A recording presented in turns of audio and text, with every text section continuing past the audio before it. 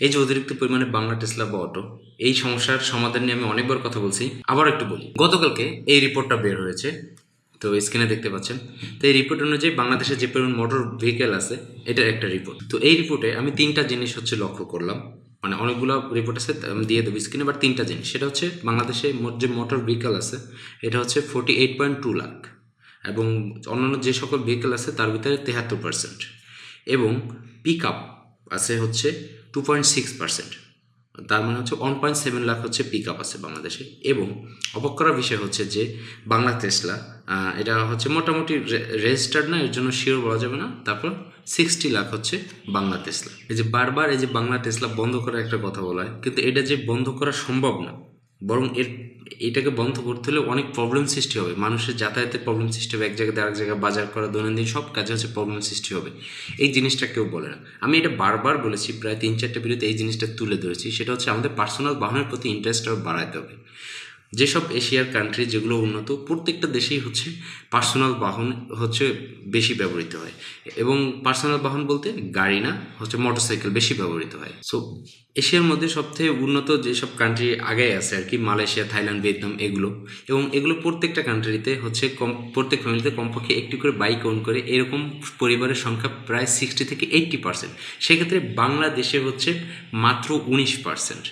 তো 19%-এ যদি 48 লাখ মোটরসাইকেল থাকে, এটাকে যদি আমরা 30 বা 40% করতে পারি, তাহলে এই মোটরসাইকেলটা আরও অনেক বেড়ে যাবে, মোটরসাইকেলের পরিমাণটা। তখন এই যে 60 লাখ যে টেসলা, এগুলো অটোমেটিকলি কমে যাবে।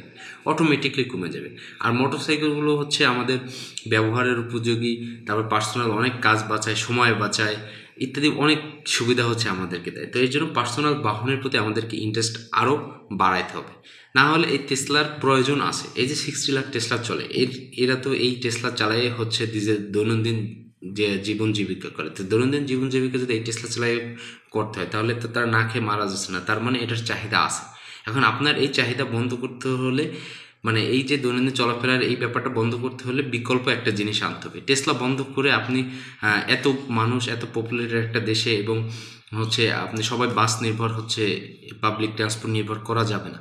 কারণ হচ্ছে সবাই তো চাকরি করবে না, ব্যবসা করবে। আর ব্যবসা করতে হলে তার টাইমলি ওইভাবে হচ্ছে আপনার পাবলিক ট্রান্সপোর্টে চলে সম্ভব নয়। এবং যেসব মেইন রোড বাদ দিয়ে যে আশেপাশের যে লোকাল রোড রয়েছে, এইসব জায়গায় অবশ্যই পার্সোনাল বাহনের দরকার পড়ে। সেক্ষেত্রে আমাদের যেহেতু ছোট দেশ, লোকসংখ্যা বেশি, সেক্ষেত্রে এবং এশিয়ার দেশ, সেক্ষেত্রে আমাদের মোটরসাইকেলের প্রতি আরও আগ্রহ বাড়াতে হবে। আমাদের দেশে